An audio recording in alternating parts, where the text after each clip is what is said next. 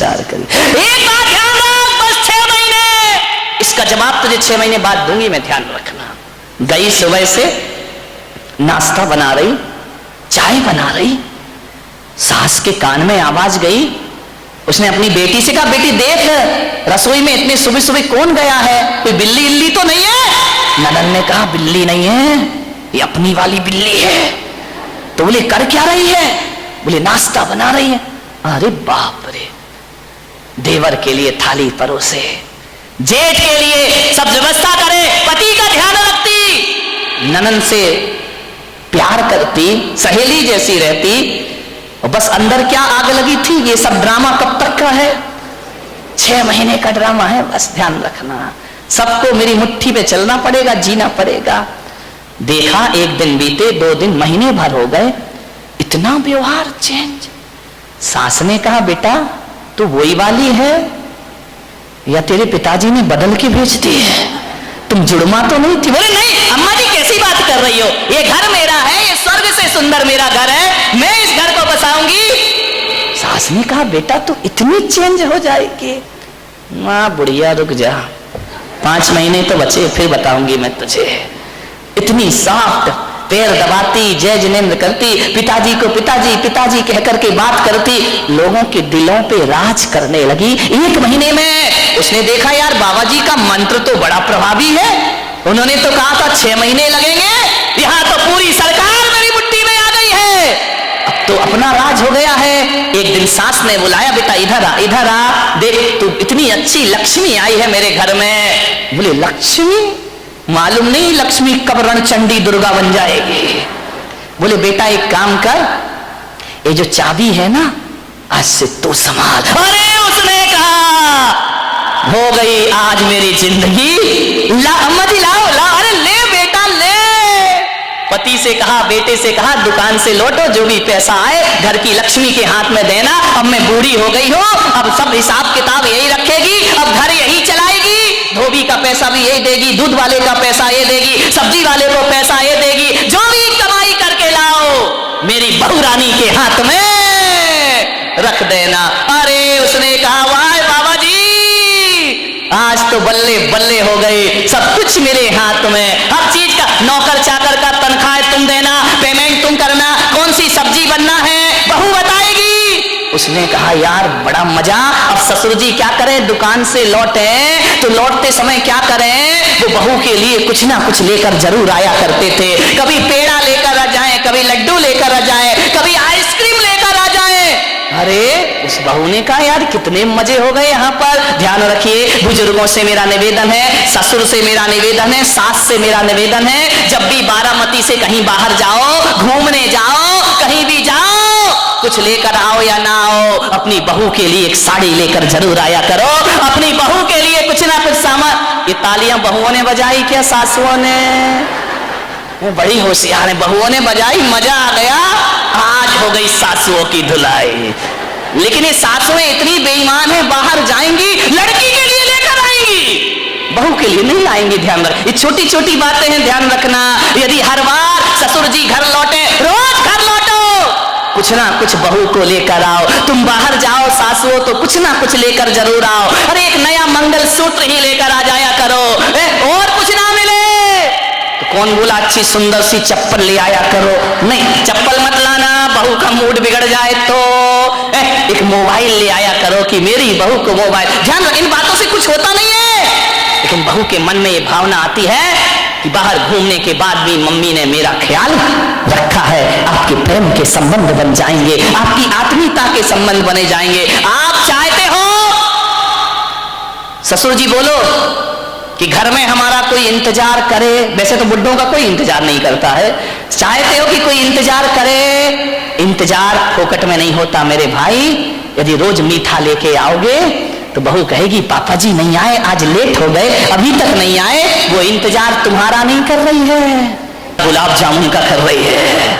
किसी भी बहाने घर में इज्जत तो बनाओ मेरे भाई, ध्यान रखिए। तीर्थों पे जाओ तो बहू को लेकर कुछ ना कुछ आइए। आप बताइए, आप सोचिए, विचार करिए, आपके संबंध अच्छे, ससुर जी लौटे, बहू के लिए कुछ ना कुछ लेकर आए। धीरे धीरे 1 महीने में परिवार तो बदल गया, दूसरे महीने में बहू के विचार भी बदल गए, सबके साथ ऐसे रहने लगी, ऐसे रहने लगी। एक दिन रक्षाबंधन का त्योहार आया, भाई लेने आया। भाई ने कहा बेटी दीदी राखी का त्योहार है, घर चलना है। तो मालूम है बहू क्या बोली? मेरी मम्मी से पूछ लो। जब पहली बार नजारा क्या था कि भाड़ में जाए वो डायन, आज क्या कह रही है? मेरे पिताजी से पूछ लो, मेरी मम्मी से पूछ लो।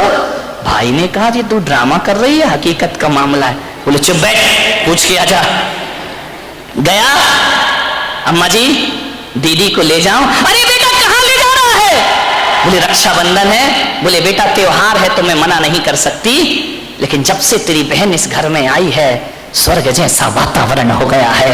वो ना रहेगी तो हमारा मन ना लगेगा, वो ना रहेगी तो एक दिन काटना मुश्किल है। देवर बोला भाभी जल्दी लौट कर आना।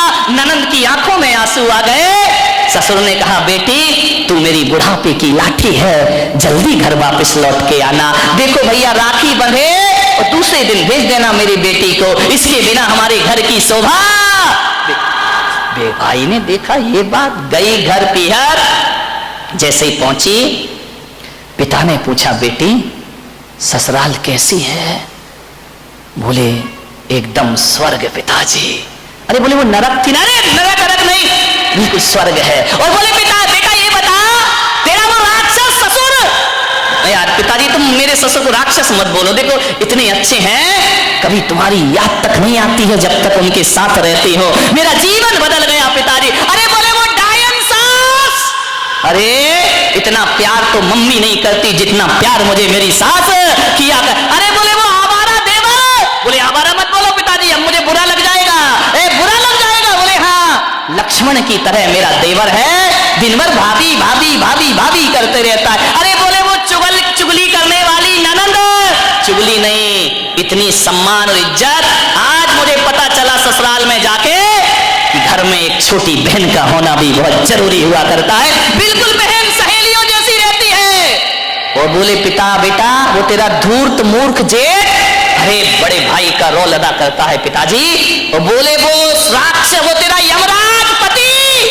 बोले देखो पिताजी अब बर्दाश्त नहीं होगा, यमराज यमराज कहोगे, भला है बुरा है जैसा भी है मेरा पति मेरा देवता है। अरे बोले वो LLB पड़ोसी, उनके जैसे पड़ोसी पिताजी दुनिया में ढूंढने जाओ तो मिलने वाले नहीं है। बाप ने बेटी को छाती से लगा लिया और कहा शाबाश बेटी, आज तूने अपने बाप का माथा ऊंचा कर दिया है, आज तूने अपने पिता को गौरव दिला दिया है। आज मैं समझ रहा हूं कि आज मेरी जिंदगी का सबसे अच्छा दिन है कि मेरी बेटी का घर स्वर्ग बन गया है। बेटियों से निवेदन है यदि आप खुश रहोगी ना तो पीहर में माँ बाप भी खुश रहेंगे। ध्यान रखिए उनके जीवन में भी वो आनंद बरसेगा। क्या चाहते हैं एक माँ बाप कि हमारी बेटी को सुखी रहे, इसका ध्यान रखिए। ससुराल में यदि आपने व्यवहार बिगाड़ा तो माँ बाप की आंखों में आंसू आएंगे। सास ससुर रोए या ना रोए, माँ बाप सुबह सुबह कर आंसू बहाएंगे। ध्यान रखिए। एक जीवन बदल दिया उस लड़की ने। लड़की ने पूछा कि पिताजी एक बात बताओ, वो मंत्र कौन सा जप रहे थे तुम जिसकी मैं साधना कर रही थी? बोले बेटा हकीकत में बताऊं तो मैंने कोई मंत्र नहीं जपा। तो फिर इतना असर कैसे हो गया? बोले मेरे जाप से असर नहीं हुआ बेटे, तेरी साधना से तेरा जीवन बदल गया, परिवर्तित हो गया है। तूने जवाब नहीं दिया, सबका सम्मान किया, इस कारण तेरा घर स्वर्ग बन गया है। बोले अच्छा पिताजी। बोले बेटा व्यवहार बदलने से वही घर स्वर्ग हो जाता है जो कभी नरक में परिवर्तित हुआ करता है। ध्यान रखिए व्यवहार बदलना है। अकेली बहू व्यवहार ना बदले, सासुओं को भी अपनी जिंदगी बदलने का प्रयास करना चाहिए। यदि बहू आपको इज्जत देती है, सम्मान देती है, तो सास को भी मां जैसा प्यार देने का प्रयास करना चाहिए। ऐसा ना हो कि मेरे प्रवचन से बहू बदल जाए और सास ललिता पवार बन करके खड़ी हो जाए। ध्यान रखिए नहीं, फिर मेरा प्रवचन कोई असर नहीं करेगा। यदि बहू सीता जैसी है तो तुम ललिता पवार मत बनो, मेरी अम्माओ, जगत जननी जगदम्बाओ, निरूपा राय बन जाओ और अपने घर को स्वर्ग बनाने का प्रयास। बदलिए जीवन,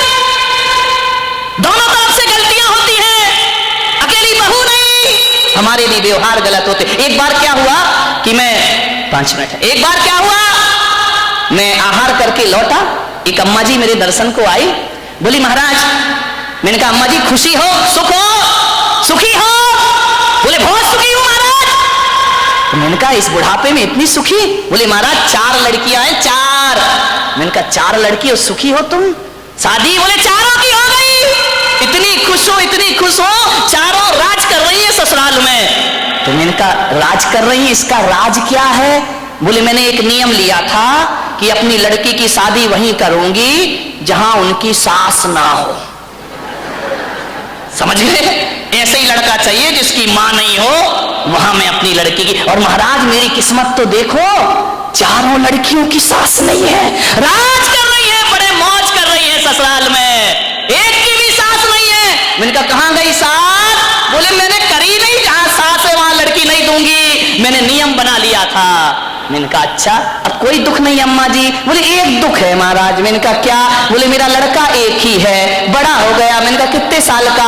बोले 30 साल का हो गया। तो मैंने कहा शादी? बोले नहीं हुई। मैंने कहा क्यों, कुंडली नहीं मिल रही क्या? बोले कुंडली तो खूब मिल रही है। मैंने कहा लड़की नहीं मिल रही क्या? बोले लड़की भी खूब मिल रही है, पत्री भी मिल जाती है, गुण भी मिल जाते हैं। तो मैंने कहा फिर शादी क्यों नहीं हो रही है? बोले सब चीज पक्की हो जाती है, घर जाने के बाद फोन आता है कि ये रिश्ता मंजूर नहीं है। ध्यान रखिए, मान्यवर, बदलिए अपनी सोच, अपना चिंतन, अपना व्यवहार। एक बात याद रखना, मकान बदलने से जिंदगी नहीं बदला करती है। तलाक लेके यदि ससुराल भी बदल लोगे और नेचर खराब रहा तो एक नहीं 10 ससुराल भी तुम्हें नरक जैसी ही मिलेंगी। ध्यान रखिए, मकान बदलने से जिंदगी नहीं बदलती है, स्वभाव बदल लीजिए, जिंदगी अपने आप बदल जाया करती है।